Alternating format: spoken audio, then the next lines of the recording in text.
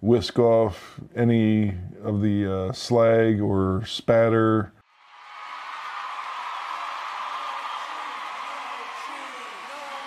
But this is a MAXMAN wire brush.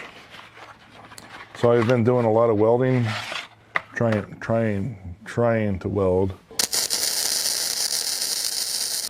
Where I'm learning how to weld, but this is a registered trademark MAXMAN. It's a wire brush, so perfect for when you're welding. I do have an attachment on my drill that makes things a little bit easier.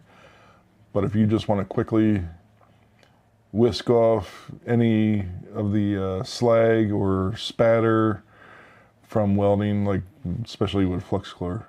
I act like I'm a professional. I'm not. I just maybe welded for the 8th time yesterday. Getting better. But yeah, this is a very nice wooden handle, MAXMAN. So this is one that I purchased. So you'll see me use this more in videos. I needed a wire brush. I do have a wire brush, but that I inherited from my father, but I needed another one because those have been used and abused several times.